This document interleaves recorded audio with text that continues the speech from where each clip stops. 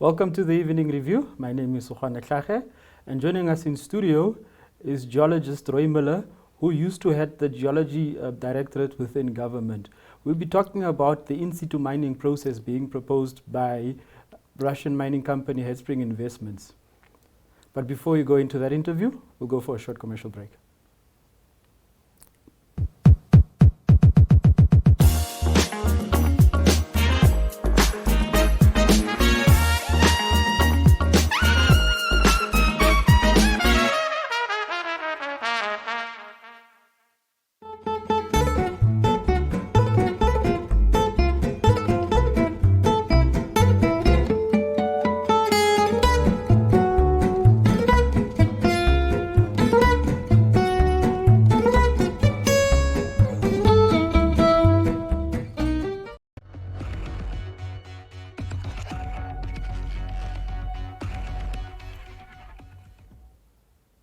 Welcome to the Evening Review.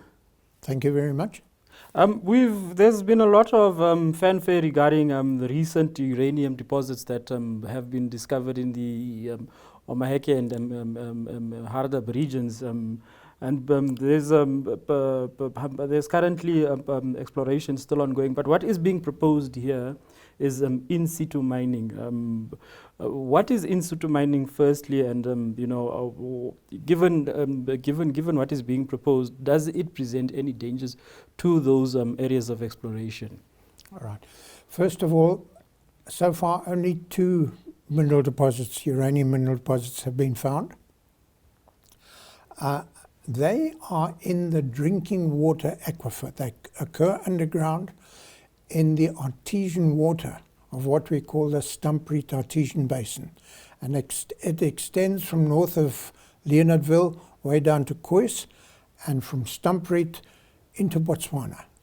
And in that area, the only water that the people have who live there and farm there is the underground water. Now, the water table there is very high.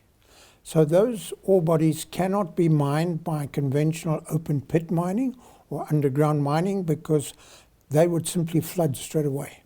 The only way they can mine that is by drilling boreholes down into the ore body. And remember that ore body is in the drinking water layer, the layer of sandstone with drinking water in it, that is pumped for drinking water for the whole region. They drill boreholes down into the ore body. They then take water and add sulfuric acid, which is battery acid, to that water. They pump that down into the ore body. That dissolves the uranium, and in a separate borehole, they pump the solution with the dissolved uranium out, and they process that solution on surface. They take the uranium out of the solution. They take the same water, they put a little more acid in and pump it in again. And so that water is recycled, and recycled, always taking the uranium out on surface and putting the water with a little more acid added back in. Now, in America, they do the same process. It's a fairly common process in the world these days for recovering uranium, but it's the only way of recovering uranium from water-bearing sandstones underground, where the water table is very, very high. In America, they're not allowed to use acid in drinking water aquifers. Acid leaching, it's called, because of contamination. While that mining is going on, because there is dissolved uranium in the water, that water cannot be used in the mining area and in nearby areas. But there are problems with that. Because of this recycling, that recycling in a big operation can go on for 100 times or more over a period between 3 and 5 years. So they're recycling that water many, many times for a long time, for several years. Always they are monitoring boreholes just outside the mining area to check whether there's any leaking outside. They also have to check whether there's any leak of that mine solution into sandstones that have water above or below. And in the Stampriet artesian basin, we know that there are fractures and that the artesian water which is under high pressure can leak upwards into overlying aquifers. We know that. Guys who studied the groundwater in the past, that one was Professor Jürgen Kirchner, who was head of hydrogeology here for a long time. They think that some of the artesian water is escaping up old boreholes, water boreholes and coal exploration boreholes into higher aquifers, so that we actually have a good idea that the water does escape naturally from the layer with uranium to higher aquifers, so that we can get contamination, leakage horizontally along that aquifer and vertically up into other aquifers.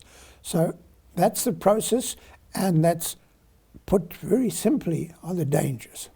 And because of that, America will not allow acid leaching. The other thing about acid leaching is that with the uranium you get other heavy metals deposited. They are not removed from the solution on surface.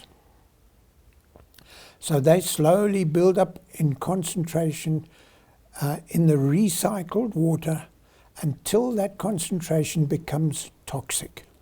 So you can get that water contaminating good water because of the uranium, but also because of the dissolved heavy metals as well. So we should not allow this to happen in an area where the farmers and the people and the animals have no other water but that underground water. There's currently exploration activities taking place, but we know that there had been issues with the issues of the boreholes, where the Ministry of Agriculture had to stop large-scale exploration going on in that area.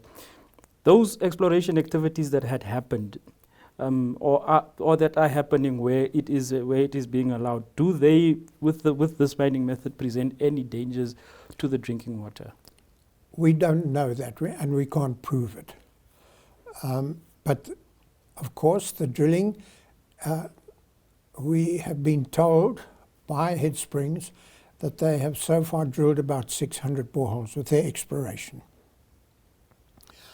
And obviously, this is all underground. There is no surface expression of your mineralization.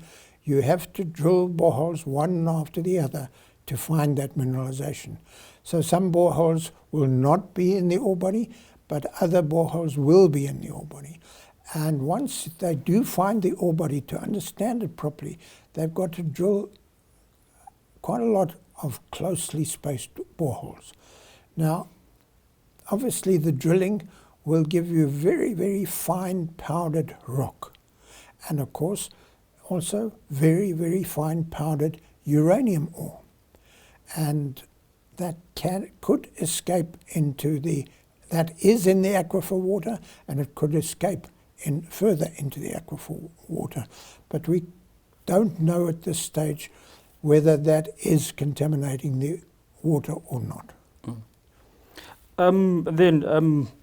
Given now what has been happening, would it be safe to say at this point in time to say, okay, well, let's try a pilot plant to see what the likely effects could be, or could we perhaps be looking at something like that? The pilot plant, in pilot plant operation or large-scale operations, there are many, many more injection boreholes than production boreholes. So in this pilot plant operation that's been proposed, they would have 4 injection holes at the corners of a square, a 15-meter square, and 1 production hole in the middle. So they're injecting quite a lot of solution. and to make sure that the solution flows from the injection hole to the production hole, they have to pump out more than they pump in. And the process, whether it's a pilot plant or whether it's a large-scale plant, is exactly the same. There's no difference. And the other thing about this area, just think if you're a farmer, you rely on two things for your survival. You rely on the rains to get the grass to grow, so you rely on grazing. And because the area is covered by Kalahari sand, the rain seeps into the ground pretty quickly. And the only year-round source of water is their underground water. So they rely on two things, the grazing and the underground water for the survival. If that underground water becomes contaminated, that is the end of the livelihood of those people next to an ore body and near an ore body, and maybe even further afield. And that's our worry. We cannot afford to risk contaminating that groundwater because it's the people's livelihood, and we cannot replace it with anything else. That's the only source of water. I'd like to continue our conversation on what is being proposed, but before we continue with that, we'd like to call for a short commercial break. We'll be back shortly.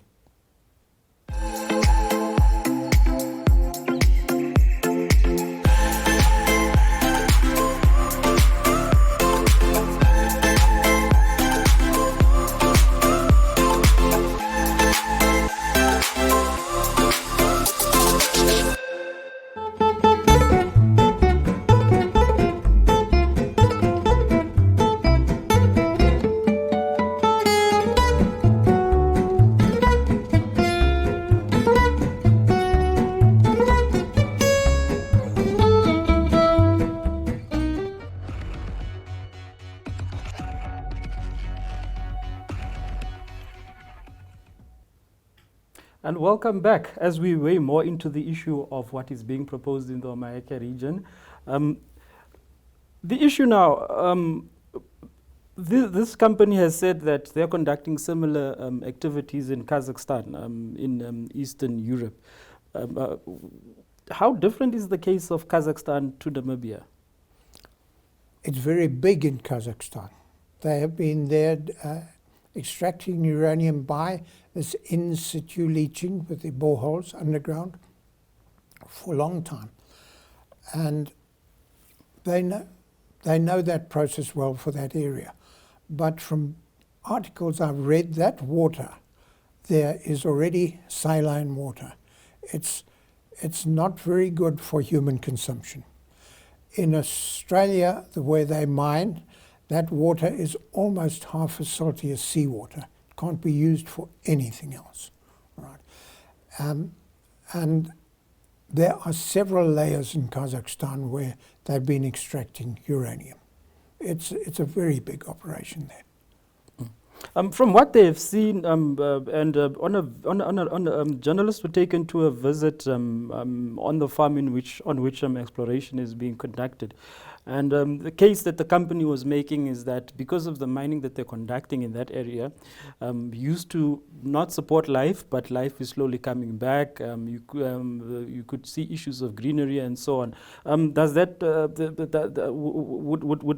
would that be similar for Namibia, or Namibia and surrounding areas where you already see that there's a support of life, or could we see a complete opposite? First of all, there's no mining at the moment. There's not even test mining. It's been pure exploration, and exploration stops at the end of drilling. For the pilot plant, an EIA is in progress at the moment. They've got to get a mining license from Mines and Energy, as well as an environmental clearance certificate from the Ministry of Environment and Tourism. And only then can they start to erect a pilot plant, if they've got those two, if those are approved. Now, governments in many African countries have a dilemma. if there's mineral deposits that will earn income for the government, they tend to support these projects. But we've got to be very careful here, because we cannot afford to contaminate an absolutely critical resource, that's the groundwater, that we cannot replace. And there's so much the livelihoods of the people and the animals depend on that water. Now,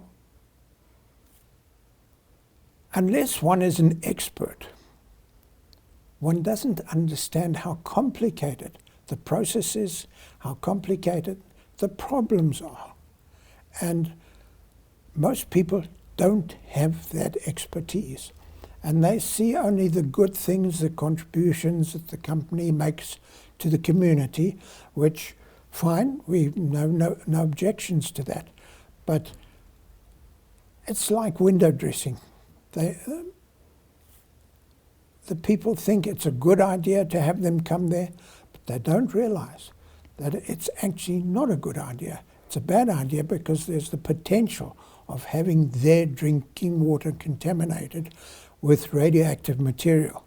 And the other thing that they don't understand is that if they're drinking water with uranium or other radioactive material in it, they might not feel it. One can't smell or see or taste radioactivity.